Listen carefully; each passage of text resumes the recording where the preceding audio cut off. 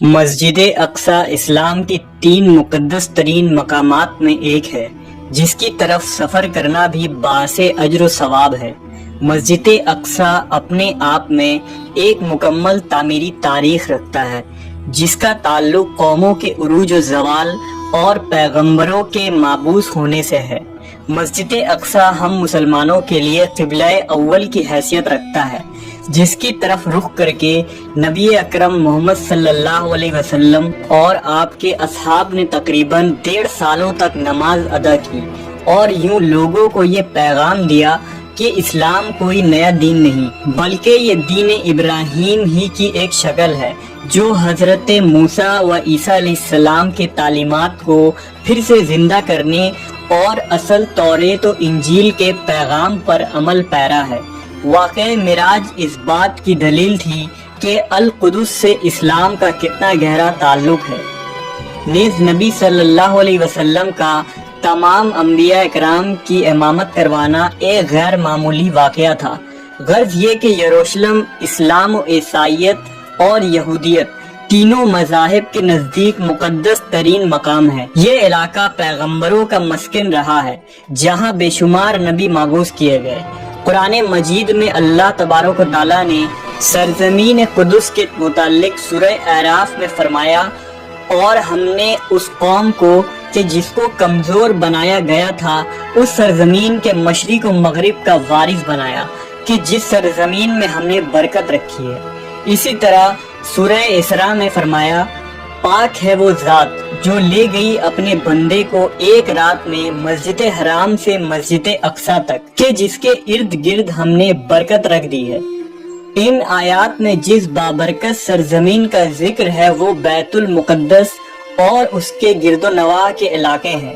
حدیث مبارکہ میں حضور اکرم محمد صلی اللہ علیہ وسلم نے مسجد اقصی کی فضیلت بیان کیا، لہذا حضرت ابو ذر غفاری سے روایت ہے کہ انہوں نے نبی صلی اللہ علیہ وسلم سے پوچھا، اے اللہ کے رسول، اس روئے زمین پر سب سے پہلے کون سی مسجد تعمیر کی گئی؟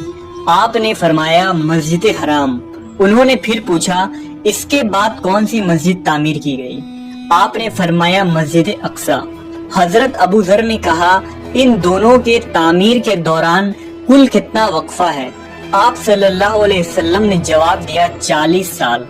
علماء و مفسرین کی ایک جماعت کے نزدیک مسجد اقصی کو سب سے پہلے خود حضرت آدم علیہ السلام نے تعمیر کی تھی اور بعد میں حضرت ابراہیم علیہ السلام نے اسے دوبارہ تعمیر کروائی۔ روایتوں کے مطابق اللہ نے حضرت جبرائیل علیہ السلام کو خصوصی طور سے حضرت آدم کی طرف بھیجا اور حکم دیا کہ مسجد حرام اور مسجد اقصی کی تعمیر کریں۔ ابن حشام نے اپنی تاریخ میں لکھا کہ جب بنی اسرائیل فلسطین میں مضبوط ہوئے اور ان کی ریاست قائم ہوئی تو حضرت داؤد علیہ السلام نے بیت المقدس کی دوبارہ بنیاد رکھی اور پھر آپ کے جانشین اور فرزند حضرت سلیمان علیہ السلام نے مسجد اقصی کی مکمل تعمیر فرمائی۔ غرض یہ کہ احادیث اور تاریخی روایتوں سے یہ پتہ چلتا ہے کہ بیت المقدس کو کئی مرحلوں اور ادوار میں بار بار تعمیر کی گئی۔ نیز اس کی تجدید کئی پیغمبروں نے کیا۔ مسجد اقصی کی مکمل تعمیر حضرت سلیمان علیہ السلام کے دور میں ہوئی، جس کی تائید نہ صرف اسلامی بلکہ اسرائیلی روایتوں سے بھی ملتی ہے۔ حضرت سلیمان علیہ السلام اللہ کے جلیل القدر پیغمبر تھے جن کی سلطنت مشرق سے مغرب تک تھی اور انسانوں کے ساتھ چرند و پرند، جانور، حیوانات اور جنات پر بھی آپ نے حکومت کی تھی۔ جنات آپ کے تابع اور فرما بردار تھے۔ اللہ نے جنات کو آپ کے تابع کر دیا تھا جو حکومتی امور میں حضرت سلیمان علیہ السلام کے حکم کی تعمیل کیا کرتے اور بڑے بڑے کام سر انجام دیتے۔ لہذا مسجد اقصی کی تعمیری کام میں حضرت سلیمان نے جناتوں کو بھی لگایا تھا۔ اس مسجد کی تعمیر آپ کے بادشاہ بننے کے بعد ہی شروع ہو گئی اور تقریباً 40 سالوں میں مسجد کی تعمیر مکمل کی گئی۔ تعمیری مقام پر حضرت سلیمان علیہ السلام نے شیشے کا ایک حجرہ بنایا تھا جس کے اندر آپ عبادت کیا کرتے تھے۔ آپ اپنے عصا کے سہارے کھڑے رہتے اور اللہ کی عبادت میں مشغول رہا کرتے تھے۔ یہ عبادت کافی طویل ہوتی تھی، آپ کئی دن یا ماہ ایسے ہی کھڑے رہتے اور جنات اپنے کاموں میں مشغول رہا کرتے۔ جب سلیمان علیہ السلام کو یہ علم ہوا کہ جلد ہی آپ کی وفات ہونے والی ہے تو آپ نے اللہ سے دعا کی کہ ایسا معجزہ صادر ہو جائے کہ ان جنوں کو آپ کی وفات کا علم ہی نہ ہو اور وہ اسی طرح اپنے کاموں میں مصروف رہ کر مسجد کی تعمیر مکمل کر دیں۔ لہٰذا اسی حجرے کے اندر جب آپ عبادت میں مصروف تھے تو آپ کی روح قبض کر لی گئی، لیکن اس عصا کے سہارے آپ علیہ السلام کی جسم مبارک ویسے ہی کھڑی رہی اور جنات یہ سمجھتے رہے کہ آپ عبادت میں مشغول ہیں۔ دراصل پیغمبروں کی جسم مبارک کبھی سڑتی نہیں، نہ ہی زمین کی مٹی انہیں کھا سکتی ہے۔ اس روئے زمین پر جتنے بھی نبی بھیجے گئے آج بھی ان کے جسم قبروں میں صحیح و سالم موجود ہیں اور غیبی طور سے انہیں رزق ملتا رہتا ہے۔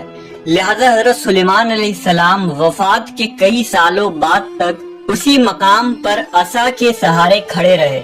آخر کار جب اس عصا کو دیمک کھانے لگی اور وہ لاٹھی کمزور ہو گئی تو آپ کی مبارک جسم زمین کی طرف جھکنے لگی، اور تب جناتوں کو یہ علم ہوا کہ حضرت سلیمان علیہ السلام کی وفات ہو چکی ہے۔ اس واقعے کو اللہ نے سورہ سبا میں یوں بیان فرمایا، پھر جب ہم نے ان پر موت کا حکم بھیجا تو جنوں کو ان کی موت کا علم نہ ہوا مگر زمین کی دیمک ان کی عصا کھاتی رہی، اور جب سلیمان زمین پر آئے تو جنوں پر وہ حقیقت کھل گئی۔ اگر وہ غیب جانتے